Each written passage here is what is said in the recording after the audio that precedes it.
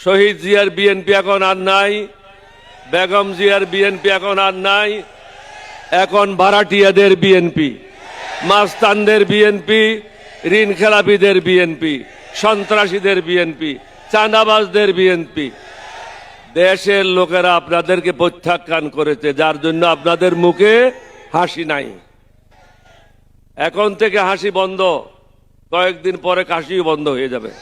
জামাত ইসলামের নেতৃত্বে যদি আগামী দিনের সরকার গঠন হয়, সবাইকে বোরকা পড়তে হবে।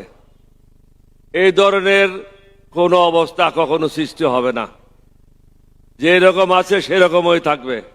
শফিকুর রহমান সাহেব স্পষ্ট ভাষায় বলেছেন, সংবিধান অনুযায়ী এই দেশ পরিচালনা হবে। সুতরাং আমি মনে করি আপনারা যারা পরাজিত সৈনিক বলতে আমি বলছি বিএনপি, এটার জন্য আমরা দায়ী না, আপনারা নিজেই দায়ী। কারণ আপনারা বলছেন আমাদেরকে সবকিছু করার আগে অনুমতি লাগবে। আপনারা নিজেই বলেছেন, এটা আমরা বলি নাই। আমরা কেন একত্রিত হয়েছি? সবাই মনে করে জামাত ইসলাম মানে মৌলবাদী। একজন আমেরিকান অ্যাম্বাসেডর উইলিয়াম বি মাইলম, তিনি আমার অফিসে আসছিলেন, আমাকে বললেন জামাত ইসলাম তো মৌলবাদী। আমি তুমি ঠিক বলছো, তুমি কি মৌলবাদী না?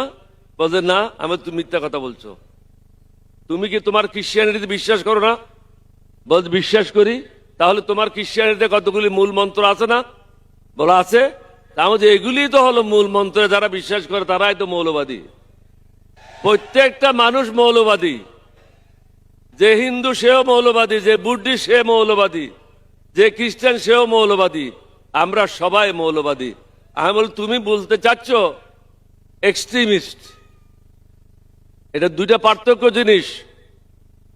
সুতরাং আপনারা যে ওষুধগুলি নিয়ে বাজারে বেরিয়েছেন, এগুলি পুরানো ওষুধ। এই ওষুধ আর কাজ হবে না। বৈজ্ঞানিক যুগে নতুন নতুন ওষুধের প্রয়োজন। এখন আমার বয়স 87। আমি যদি আমার 27 বছরের ফটো লাগাই দিই বাইরে, মানুষে কি বলবে? বলে তো ওর মাথা খারাপ হয়ে গেছে। এখনকার সাথে যুগের সাথে তাল মিলিয়ে চলেন। আমরা কেন এখানে আসছি? সবাই মনে করে বোধহয় জামাত ইসলাম মানে এখানে সব মৌলানা। মঞ্চে দেখেন শুধু একজন মৌলানার নাম বলছে, আব্দুল হালিম সাহেব। বাকি সব barrister, engineer, doctor. Shafiqur Rahman সাহেব নিজে ডাক্তার। সব শিক্ষিত লোকের সমাগম 11 দলীয় ঐক্য জোট হয়েছে। সুতরাং সমগ্র জাতিকে বলবো, ভুল করবেন না। আমি একজন মুক্তিযোদ্ধা। এটা হলো আমার জীবনের শেষ যুদ্ধ। এই যুদ্ধ হলো সন্ত্রাসীদের বিরুদ্ধে, চাঁদাবাজদের বিরুদ্ধে, মস্তানদের বিরুদ্ধে, টেন্ডারবাজদের বিরুদ্ধে। মানুষকে জেগে উঠতে হবে। কয়েকটা টাকার বিনিময়ে, মিথ্যা কথার আশ্বাসে জাতিকে বিক্রি করবেন না।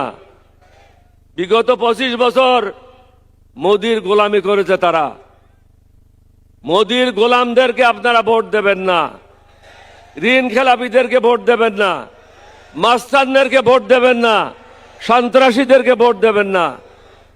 ভালো মানুষ যারা আছে তাদেরকে ভোট দেবেন, তাহলে সমাজটা ভালো হবে। আপনি একটা হারামিকে ভোট দেবেন আর বলবেন যে সমাজ ভালো করেন। সমাজ কিভাবে ভালো হবে?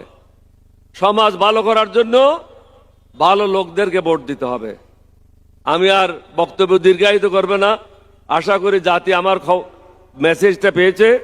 সেই জমিদারি প্রথা হলো, একজন লোক প্রধানমন্ত্রী হলে তাকে না মেরে ফেলা পর্যন্ত অথবা নিজে না মরা পর্যন্ত ওই পদ থেকে সরে দাঁড়ায় না। বর্তমানে যে আমরা সংস্কারটা এনেছি প্রত্যেকে মিলে, সেটা হলো জমিদারি প্রথা শেষ করার জন্য। এটা কারো ব্যক্তিগত লাভের জন্য না, স্বৈরাচারীরা যেন আগামী দিনে ক্ষমতায় জেগে বসে না থাকে। আপনাদেরকে অনুরোধ করব, সমগ্র দেশবাসীকে, দেশের ক্ষতি করবেন না। দেশের কথা চিন্তা করেন, নিজের কথা পরে চিন্তা করেন। দেশকে বাঁচান, দালালদেরকে চিহ্নিত করেন, যারা ব্যাংকের টাকা লুট করেছে তাদেরকে চিহ্নিত করেন, চাঁদাবাজদেরকে চিহ্নিত করেন। এটা কঠিন কাজ না। যারা এই দেশের বিরুদ্ধে অবস্থান নিয়েছিল তাদেরকে চিহ্নিত করেন। আজকে যে আমরা এখানে বক্তব্য রাখার জন্য এসেছি, এই সুযোগটা কে করে দিয়েছে? আমাদের ছেলেরা, অকাতরে যারা জীবন বিলিয়ে দিয়ে বাংলাদেশকে তারা স্বৈরাচারের হাত থেকে মুক্ত করেছে। আজকে যারা নির্বাচন করার জন্য মাঠে নেমেছেন, 11 দলের বিরুদ্ধে বলছেন, জামাতের বিরুদ্ধে বলছেন, এই সুযোগটাকে কিভাবে পেলেন? এটা তো আমি বলছি না, ফখরুল ইসলাম নিজেই বলেছে যে আমাদের এই সংগ্রামে কোনো অংশগ্রহণ ছিল না। তাহলে দেশবাসীকে বুঝতে হবে তারা কাদের জন্য কাজ করেছে। তারা ভারতের মোদির ইশারায় কাজ করেছে, মোদির দালাল হিসাবে কাজ করেছে। দালালদেরকে চিহ্নিত করেন। বাংলাদেশে যারা পরিবর্তন আনতে চায়, সুশাসন আনতে চায়, ন্যায় বিচার আনতে চায়, প্রত্যেক ধর্মের জন্য সমান সুযোগ সৃষ্টি করতে চায়, তাদেরকে আগামী দিনে ভোট দেবেন। এই এলাকায় যিনি প্রার্থী হয়েছেন তিনি হলেন দাঁড়িপাল্লার। আমরা আপনাদেরকে অনুরোধ করব, পুরানা ঢাকাবাসীকে এই প্রার্থীকে দাঁড়িপাল্লায় ভোট দিয়ে জয়যুক্ত করে ন্যায়ের পথে এগোনোর জন্য, নতুন বাংলাদেশ গঠনের জন্য আমাদেরকে সাহায্য করবেন।